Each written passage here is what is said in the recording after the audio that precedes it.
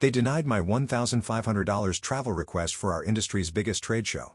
I went anyway on my own dime. I returned with an exclusive deal making me the sole distributor for the part my company needs to exist. My resignation letter included my new price list. Why would we pay $1,500 for someone who doesn't even present? That's what Greg said, director of procurement, king of condescension, and proud owner of a mug that said I'm not bossy. I just have better ideas. He chuckled as he slid Claire's printed travel request back across the table like it was a parking ticket he didn't plan to pay. She stared at it.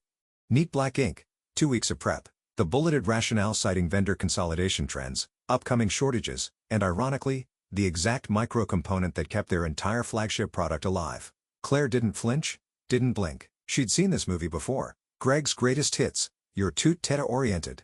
That's above your pay grade, and her personal favorite. Let's loop in someone with more strategic perspective.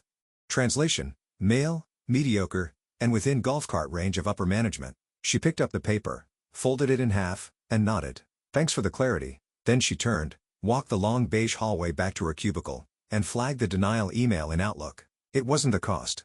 Greg once spent $1,800 flying to Omaha to foster synergy with a vendor that turned out to be a glorified middleman with a Wix website. It was about control. Claire had too many ideas, knew too many things, knew where the bodies were buried. As her friend in finance once joked, she wasn't loud, but she was sharp. Dangerous in that way. Quiet women get labeled difficult when they're just 10 steps ahead. The thing was, this wasn't just any trade show. This was the trade show. The one that happened once a year where every supplier, every startup, every disruptive weirdo with a prototype and a dream gathered like moths to fluorescent lit booths. And Claire knew that the European suppliers she'd been quietly cultivating for 18 months, late-night Zoom calls, LinkedIn DMs, even sending their admin a baby blanket when her kid was born would be there. But Greg, he didn't care because Claire didn't present, didn't grandstand, didn't waste $200K a year inflating slide decks with empty promises and Venn diagrams. She sat down at her desk, cracked open her reusable water bottle, and stared at her screen. Her pulse was steady, her breathing even. She clicked over to her personal Gmail and began typing a new draft to Peter from Helvex Components. By the way, real quick, if you're one of the 97% of folks listening to this story without hitting subscribe, maybe give that button a little love. It helps us a lot more than Greg helps anybody. Thanks. She reread Greg's email again, sipping lukewarm coffee. Not cost-effective for non-client-facing staff. She wondered if that was the same logic behind the new espresso machine in the VP lounge. There was a kind of humiliation that didn't sting anymore, just hardened into something heavier. That slow sediment of being told over and over you're valuable, but not valuable enough. Claire wasn't shocked, but she was ready because here's what Greg didn't know. She had already booked time off. TOW, technically. Family obligation in the HR system. Her flights were on hopper alerts. Her Motel 6 reservation nestled safely in her travel app. She'd packed comfortable shoes and a second pair of slacks. This wasn't rebellion. It was insurance. Claire clicked over to her calendar. The trade show started Friday. She'd be there Thursday night, checked in, and invisible. No company name on her badge. No branded polo shirt.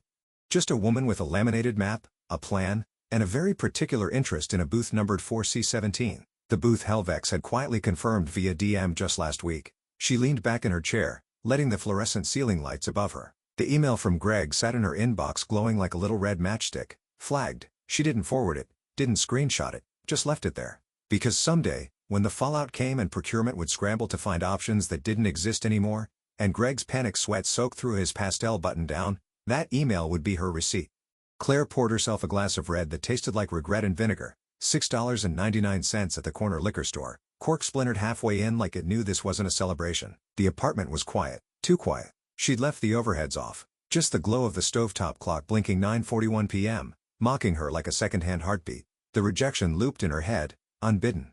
Why would we pay $1,500 for someone who doesn't even present? She could still hear the lilt in Greg's voice, the smugness tucked behind that casual smirk, like her request had been a cute misunderstanding, like Claire was a child asking to sit at the grown-up table. She scrolled flights with one hand, wine glass in the other, red-eye, Thursday night, one stop in Dallas, 4-hour layover, $139.04. Spirit Airlines. No carry-on.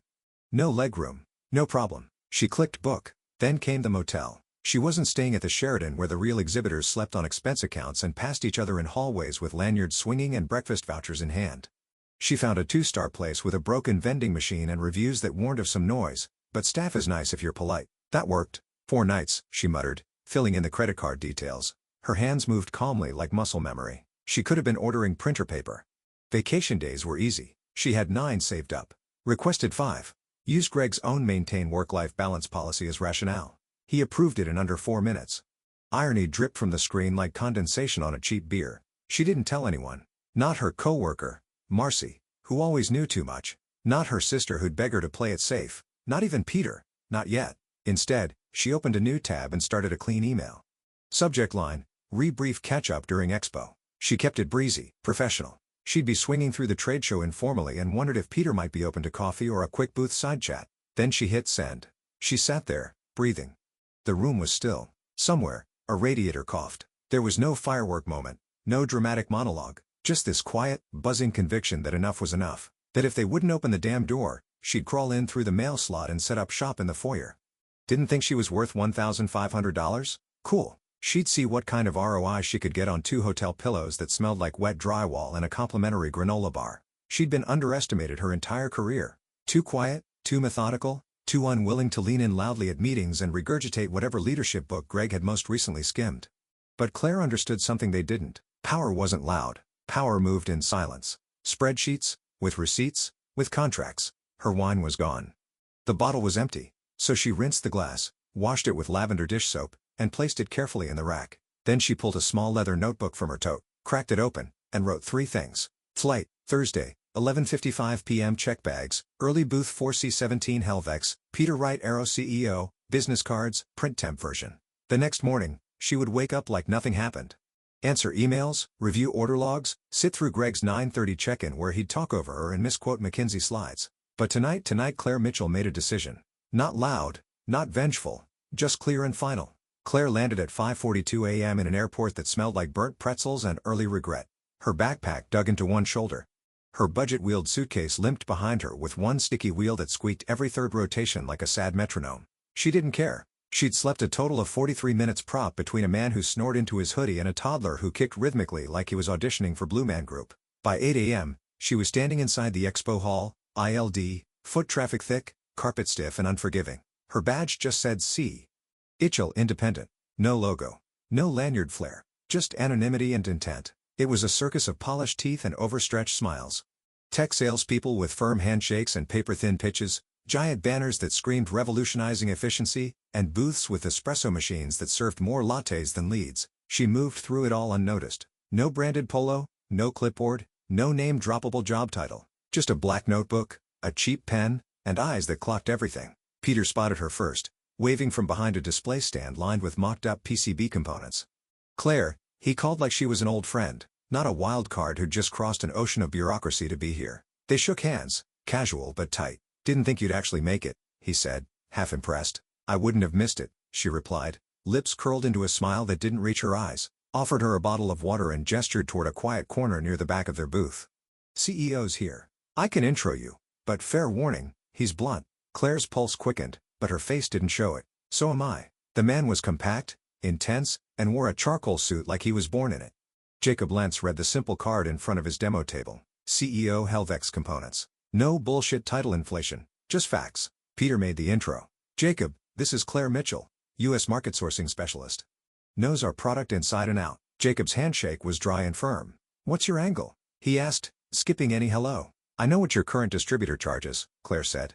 "And I know they offer zero technical support, poor logistics, and treat your product like a side hustle." Yakov blinked. "And I also know that your component is the linchpin in 60% of the show's prototypes, including the one my company builds its entire flagship around." That got his attention. Slight tilt of the head, calculation behind the eyes, "And you're offering what?" "I'm offering you someone who knows the buyers, speaks the language, and isn't afraid to knock on doors. I'm not trying to be your rep. I want to be your partner. Exclusive U.S. distribution. I form the entity. You get reach without the overhead, and I get the leverage I've earned." Yakov stared at her, said nothing. "And finally, you'd leave your company?" She smiled. "I left the moment they said I wasn't worth $1,500. Peter let out a quiet whistle like he hadn't expected her to go full gladiator in the first round. Yakov nodded, thoughtful. "The current U.S. partners contract is up for renewal in 60 days. They're squeezing us, frankly. Treat us like we're lucky to have them." Claire didn't hesitate. "You're not." A pause. Then Yakov said, "Set up a time next week. You show me proof of logistics capability, warehousing plan, order fulfillment, 2 weeks. If you can pull that off, we'll sign a provisional agreement." Claire stuck out her hand. He took it. No cheers, No confetti. But something shifted in her spine. An exhale of years of being benched, brushed off, passed over for louder, dumber men. She left the booth feeling taller, her steps deliberate. Around her, the trade show hummed on. New startups, hired salespeople, recycled jargon. But Claire wasn't looking for approval anymore. She was building an empire out of the cracks they told her to stay small in. Claire sat on the edge of her lumpy motel bed, half lit by a crooked lampshade buzzing faintly like a dying insect. Her blazer hung over the chair, collar damp from 12 hours of body heat and nerves. She barely touched the cup of instant noodles perched on the nightstand, too wired to eat, too awake to rest.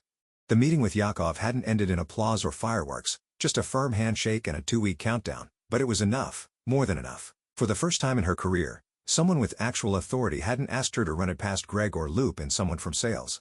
Yakov had looked her in the eye, measured her worth, and said, "Prove it." She kicked off her shoes and opened her laptop. The screen glowed like a second sunrise. First, the name. She stared at the cursor blinking in the business registration form. Eventually typed Mitchell Sourcing and Distribution LLC. Clean, boring, credible. Then came the EIN application, the state paperwork, the domain name, the Gmail for business setup. By midnight, she had a legal entity, a provisional operating email, and a website landing page that said nothing but coming soon, quietly. Sleep didn't come easy. Her brain spun like a fan with a bent blade. Every minute she remembered something else. Warehousing, customs, clearance, shipping partnerships, fulfillment center, vetting, terms of service, net payment timelines. But instead of spiraling, she started listing bullet points on her notepad one by one, like laying bricks. By morning, her inbox had replies from 2 3PL companies she'd found the night before. She'd scheduled walkthroughs by Thursday. She called in a favor from an old operations manager she used to drink whiskey with at supplier conferences. The kind of guy who used to say things like, "If you ever need to disappear and reappear richer, call me." Now she was calling. Meanwhile, her day job continued like a sitcom stuck in reruns. Greg was back from his important vendor lunch translation, steakhouse, and small talk. Claire sat in the Tuesday procurement sink nodding at spreadsheets she no longer cared about, while 2 folders sat open in her personal Dropbox. Helvex NDA signed pricing model draft V1 confidential. She kept everything quiet. Her face gave away nothing. She still laughed at the dumb jokes. Still used the same blue pen. Still responded to Greg's emails with thanks for the context. But under the surface, she was boiling water, setting traps, building something Greg couldn't pronounce, let alone predict. She spent her evenings watching YouTube tutorials on international shipping compliance and playing phone tag with Helvex's EU logistics coordinator, a brusque woman named Katerina who spoke in acronyms and had zero patience for delay. Claire liked her immediately. By Friday, Claire had a PO system demo lined up, a lawyer reviewing distribution language, the 16-page operations outline with color-coded contingencies. On Saturday, she received a soft copy of the contract Yakov had promised. It was simple. 5-year exclusivity for U.S. distribution of Helvex's entire microcomponent line. No minimums until year 2. The only clause that mattered, exclusivity is contingent on operational readiness by day 14 post-signing. Claire signed digitally without blinking. She sat back in her chair, heart knocking hard behind her ribs. She wasn't just playing the game anymore. She'd flipped the damn board. She thought of all the time she'd been talked over, minimized, watched men with half her competence fail upward while she kept entire vendor ecosystems alive with nothing but spreadsheets and caffeine. They thought she was harmless. Good. She would use that underestimation like jet fuel. She had 13 days left and everything to prove. Monday morning, Claire walked back into the office like nothing happened. Same blazer, same reusable coffee cup, same tight smile, the same soul-sucking gray cubicle, still decorated with the teamwork makes the dream work poster someone pinned up ironically 5 years ago and no one ever bothered to take down. Greg gave her a lazy wave from his office, chewing something expensive and finger-sticky. "Hey, hope your family emergency went okay," he said, air-quoting like a toddler pretending to care. She gave him a nod, even added a soft chuckle for effect. "All handled," she replied, flipping open her laptop. Her inbox was a pit of routine, RFQs, internal update threads, forwarded vendor complaints, and one urgent spreadsheet request Greg had marked as ASAP and then never followed up on. She answered everything with mechanical precision. No raised flags, no skipped beats. But the real work that came at night between 7 p.m. and 1 a.m., Claire built an empire in sweatpants. She hired a virtual assistant in Austin, Jules, ex-operations coordinator with military-grade organization skills and zero patience for fluff. They clicked instantly. Jules set up document templates, ran background checks on shipping vendors, and even designed a minimalist logo, a single black M shaped like a folded circuit path. Claire reviewed warehouse quotes from 3 third-party logistics firms and selected one in Ohio that could scale fast and didn't bark at a woman asking 1,000 questions about fulfillment timelines. She finalized her wholesale pricing structure with razor precision, just high enough to make her rich, just low enough to keep old clients from panicking when they saw a new vendor name. Meanwhile, in the office, the jokes flew. "Hey, Claire, do you even go to the show or just nap through your vacation? Hope you got your tan on. We were over here drowning in RFQs." Even Marcy piped up. "Next time take me with you, we can call it team building, right?" Claire smiled politely, typed calmly, said little. Let him think she'd spent her PTO curled under a throw blanket eating takeout and watching reruns of SVU. Let him joke. Every laugh was another receipt. By Thursday, documents were real. Bank account, open. Merchant platform, tested. Warehouse onboarding complete. On Friday morning, she walked into the building wearing her usual navy slacks and flats so broken in the molded to her stress. She dropped her bag at her desk, flicked on her monitor, and saw the tracking update. FedEx delivered 8:13 a.m. signed by R. Delgado front desk. Her pulse flicked once, just once. She walked calmly to the front desk, signed the clipboard, and picked up the envelope. Maddie, thick, and clearly not from Office Depot. No company logo, just a Swiss return address and a red custom sticker. Inside, one pristine stamped original of her exclusive distribution contract. She didn't open it at the desk. Just nodded her thanks to the receptionist, walked back to her seat, slipped the envelope under a thin stack of onboarding reports, and opened a spreadsheet. Heard Greg's voice drifting from down the hall, something about tightening margins and streamlining supply chains. Claire didn't even look up. The man had no idea that in less than 2 weeks, his supply chain was going to belong to her. No alarms, no announcements, just slow, inevitable gravity pulling everything toward her. She clicked open her calendar, smiled faintly. Day 5. Right on schedule. The email came in at 2:12 p.m. Subject line, urgent. Reorder microcomponent batch Q3. Sent by Ethan in procurement, a well-meaning 20 who still believed in team happy hours and the myth of upward mobility. "Hey, Claire, can you please process the regular batch reorder for the Helvex units? Same specs, same quantity. Greg wants this on the calendar by COB." Claire read it twice, then once more slowly. No panic, no glee, just precision. She clicked mark as unread, then she stood up, walked to the break room and made herself a mug of coffee using the machine she hated. Always weak. Always too hot. She took a sip, burned the roof of her mouth slightly. She didn't flinch. By 3 o'clock, Ethan followed up. "Just checking any update on that order." She replied at 3:17 with a single line, "Will advise shortly." Then she closed her work laptop and opened her personal one. That night, she sat at her kitchen table, still in her office clothes, sleeves rolled up like a surgeon prepping for something irreversible. Her apartment was silent. No music, no wine, just the fridge and the hollow pop of fingers against keys. She opened the final version of the exclusivity contract and reviewed it for the 8th time. Every clause was ironclad. Reviewed by lawyers on both sides. 5-year term. Automatic renewal unless terminated in writing. She clicked sign, then she opened her resignation letter. Lane font, no flair, just bulletproof language, effective immediately. "I am resigning from my position as sourcing manager at Benton Systems. Please note, all inquiries related to Helvex components, including past and future orders, should now be directed to Mitchell Sourcing and Distribution LLC. Contact info is attached." She attached the official price list. The numbers were not friendly. The component they'd been buying at $4 per unit, now listed at $42. No discounts. No bulk deals. No sweetheart pricing. Just reality. She printed the resignation, folded it cleanly, and slipped it into a crisp envelope. The price sheet went in separately. She left both in her bag. The next morning, Claire arrived before the janitor had turned off the security lights. The building was still groggy, humming like it hadn't had its coffee yet. She walked into Greg's office, placed the envelope neatly on the middle of his desk. No post-it. No explanation. Then she walked out back to her cubicle, opened her Outlook, and hit send on the email that had been sitting in drafts for 6 days. Subject, Resignation Claire Mitchell. No emojis, no fond farewells. No thank you for the opportunity. Just cold, crisp utility. "Greg, effective today, I am resigning from my position. Please direct all future component inquiries to my business address, Claire@MickleSourcing.com. Regards, Claire Mitchell." She clicked send, closed the laptop, slid her office keycard into a drawer, and stood up. There were no goodbyes, no slow claps, just the sound of someone down the hall laughing at a TikTok, unaware that the supply chain was collapsing in real time. Claire walked out the front door without looking back. The office would keep spinning for a little while, but the center was gone and she had just become gravity. Greg's first call came in at 8:44 a.m. Missed. Second call, 8:49. Voicemail. Third call. This one from his personal cell buzzed once before Claire hit silent and flipped the phone face down on the patio table. She sipped her coffee and scrolled logistics numbers on her tablet, sunlight warming her bare feet. Inside her inbox, things were unraveling fast. Subject, urgent. Immediate component reorder. Subject, WTF is Mitchell Sourcing LLC. Subject, Claire, please call me. She didn't. By 10:13 a.m., Ops was in a tailspin. The reorder Ethan had tried to place triggered a bounce back from Helvex's internal system. A polite auto-reply.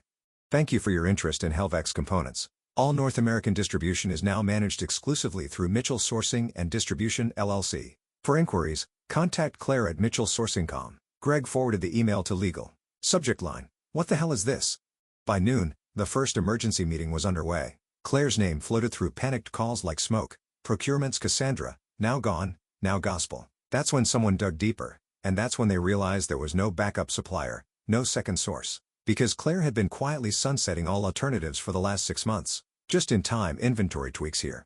Some cost efficiency consolidations there. Every memo she'd ever sent now looked suspiciously strategic. Legal opened the PDF. The exclusivity agreement glared back in 12 Helvetica. Mitchell Sourcing and Distribution, LLC is hereby granted sole and exclusive rights to distribute, sell, and manage Helvex microcomponents within the United States for a term of 5 years. The signature line was Jacobs. Stamped, dated, notarized. The legal team huddled. There were no loopholes, no backdoors, no friendly amendments. Claire had done her homework. The contract might as well have been carved in stone. Greg's face, according to Marcy, who later spilled to a supplier, went from pink to bone white in under a minute. He called again at 1:22. Claire watched it ring. Let it die instead. She opened a fresh message to Helvex's shipping coordinator. Subject, first U.S. invoice batch, Katarina. Please confirm payment received for PO001A. Per contract, the first shipment is cleared to depart on Friday. Best, Claire. Meanwhile, Benton Systems was hemorrhaging calm.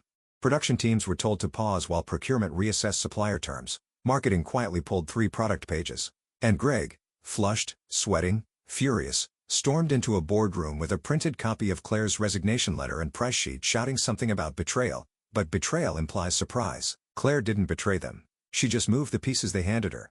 She didn't feel smug, not exactly, but when she closed her laptop that night and looked out over the quiet skyline, there was a thrum deep in her chest. Not pride, not revenge, just certainty. They underestimated her. Now they'd pay her for it at a 950% markup. The quarterly numbers hit like a bat to the teeth. COGS on the flagship product had tripled overnight. Profit margins, gone. Like someone had snuck into the accounting department at midnight and set fire to the spreadsheets. At first, Greg tried to spin it. Temporary vendor turbulence, he told the executive team, waving Claire's price sheet like it was a weather report instead of the end of his career. Negotiating new terms, everything's under control. Except nothing was. Manufacturing stalled by Tuesday. Orders were backlogged. Clients were irate. Internal chatter bubbled over in Slack threads and passive-aggressive meeting invites. Then came the leak. A procurement intern, some 21-year-old who still wore their university lanyard like a talisman, posted a grainy photo of Claire's resignation letter and price list on Reddit. Title, Procurement Queen Quits. Becomes our sole supplier, charges 10x. Honestly, respect. It went viral by lunchtime. The thread exploded with comments. This is my villain origin story. She's him, but make it her. Corporate betrayal turned capitalist poetry. Meanwhile, investors got jittery. 2 pulled out by Friday. 1 issued a statement that included the phrase unacceptable dependency risk created by internal personnel decisions. Translation, y'all screwed yourselves and now we're not funding your funeral. Greg was demoted to Senior Advisor, Vendor Relations, a title so neutered it might as well have been printed in Comic Sans. His mug disappeared from the internal homepage. His email started bouncing a week later. Claire watched it all unfold from her new office. Glass walls, real wood desk, a smart espresso machine that didn't belch steam like a dying walrus. She said nothing until a small industry podcast reached out. The Sourcing Shift, hosted by a soft-voice logistics consultant with a love for quiet drama. She agreed. The episode dropped Monday morning. 32 minutes in, the host asked, "Do you regret it?" Claire didn't even pause. "Sometimes," she said, voice low and steady, "you have to lose a job to gain leverage." Then she added, "I didn't burn bridges, I built my own." That quote made it to LinkedIn in 24 hours. Be my fide, screen printed, stolen by influencers. Benton Systems stock dropped another 12% by Thursday. And Claire, she was already preparing the next shipment. Box labels bearing her new logo, sleek black lines, minimalist font, no applause, no parade, just purchase orders and power. Claire's new office was everything. Her last one wasn't clean, quiet, designed for focus instead of surveillance. No carpet stains, no ceiling tiles sagging with water damage.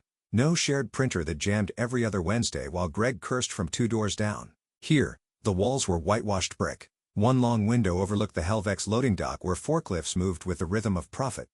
Below, cargo containers lined up like loyal soldiers. On each box, her logo, sharp, black, unmistakable. Mitchell Sourcing and Distribution LLC. It looked good in ink. It looked even better in motion.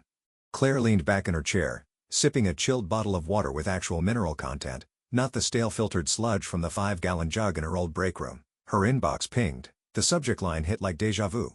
Urgent bulk quote request Benton Systems from Victoria Delaney, newly appointed Director of Procurement. Claire remembered her. Once a fast-talking junior analyst with too much perfume and a nervous laugh in stakeholder meetings, now she was doing cleanup duty. The email was long, begging, professionally dressed as strategy. Phrases like potential partnership revival, preferred vendor status, and cost synergies tried to wrap themselves around the central ask like ivy around a tombstone. Translation: please, Claire, give us a discount. We can't afford $42 a unit. Claire didn't hesitate. She clicked reply, typed one sentence, and hit send. My prices are not negotiable. No salutation. No sign-off. Just the truth. She closed her inbox. Down below, the next shipment was being sealed. 12 pallets, 28,000 units, paid in full by one of Benton's competitors, an up-and-coming startup that treated Claire like a partner, not a paper pusher.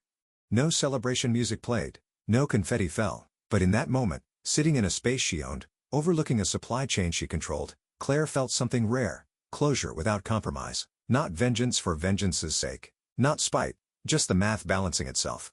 She stood, walked to the window, and watched as the final container door clanged shut, a clean echo. If $1,500 was too expensive, she thought they're really gonna hate 42. Then she smiled and got back to work. Big thanks for watching, you sneaky seniors. Subscribe to keep the coffee pot brewing revenge.